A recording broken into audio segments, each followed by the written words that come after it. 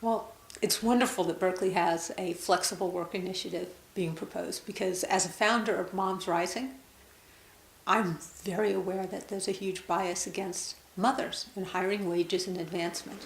A lot of people don't realize that it's not that women make a lot less so much as mothers make a lot less than men. In fact, if you're a single mom, you're likely to be earning 60 cents to the equally qualified man's dollar. The good news is that all the work practices that are good for mothers are actually good for everyone.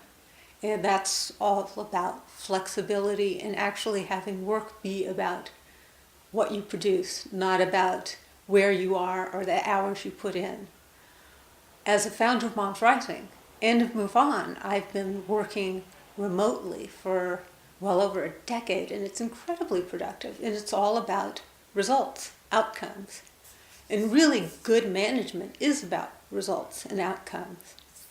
Well, the good news about all these work practices that are good for mothers is they're good for everybody. In fact, telework, high commitment work practices, flexibility, they're good for the modern workforce in general. And as someone that has benefited from this, we've been able to keep talent. AT&T New Jersey, when they went from in-person working to letting people work remotely, saved over $6 million a year just on real estate costs. Johnson Moving and Storage in Denver, Colorado. It's a 100-year-old business, conservative business, but when they enabled their workers to work more flexibly, to be able to work remotely in the case of people that are doing sales, they were able to retain talent that they wouldn't have been able to retain otherwise, and also attract talent that they wouldn't have been able to bring in. So the advantages of having work better fit the workforce is really good for employers as well as for employees. I wrote a book called The Custom Fit Workplace because every workplace has different needs and individuals have different needs, and when those mesh well, it's good for everybody.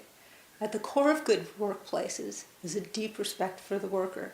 In fact, we have a project called the Great Work Cultures Project it's about moving from command and control to respect and empower. With Move On and Moms Rising, our workers, the team is distributed around the country, which works extremely well. Now, there are other businesses and organizations that need in-person engagement all the time or part of the time, and that also just depends on what are the responsibilities people need to fulfill. And that should be what leadership is trying to make happen, not having a certain number of hours or being in a certain place.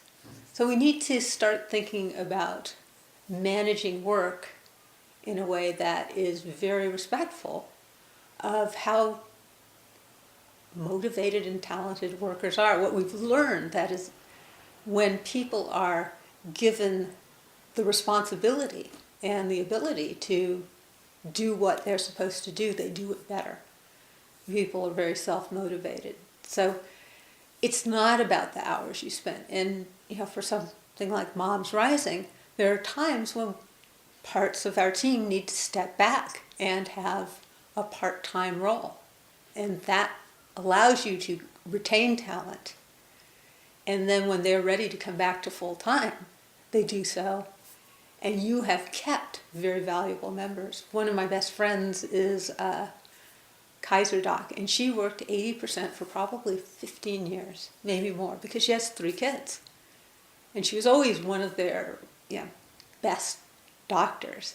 Now she's in their leadership, and she's one of the best leaders they could possibly hope to have. The investment they made in her is really paying off.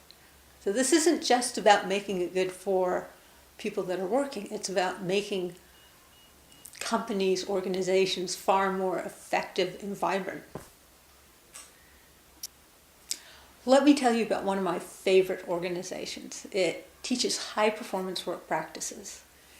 And this is an organization that goes into manufacturing plants and helps them become high performance workplaces. Their attitude is that if you wouldn't give the key to the front door to the people you're employing, you probably don't want to employ them. So you're talking about big manufacturing environments where people are really empowered to do their work, and they're not doing,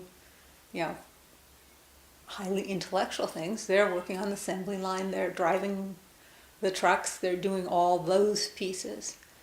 And I went to observe one of these high performance workplace trainings at a Dr. Snapple plant in Texas, and it was really impressive.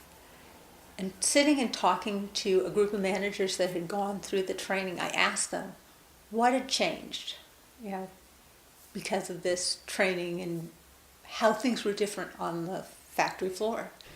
And what I learned is there's more laughter, there's less absenteeism, a thing called shrinkage. It goes down dramatically when you have a high performance workplace. And when there's something that's not working well, people will come and say, here's a way to fix it, because there's this much higher level of trust. It's much less hierarchical.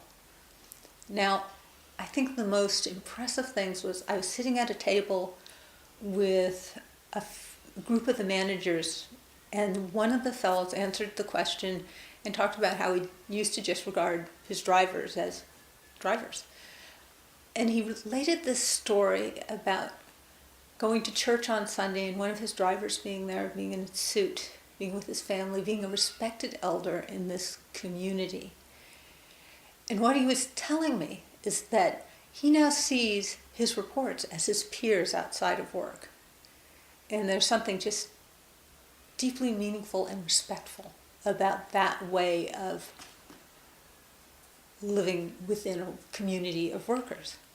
So that's what I think we want to aspire to, is deeply respectful workplaces that respect people's lives both at work and outside of work, and enable people to really flourish in both situations.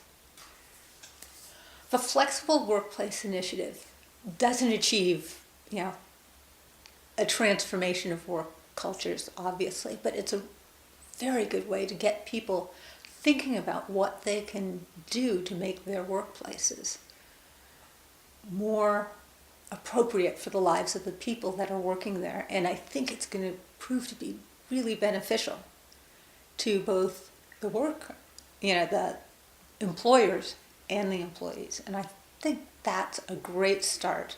And we'll start these different employers and employees down the road to having great places to work.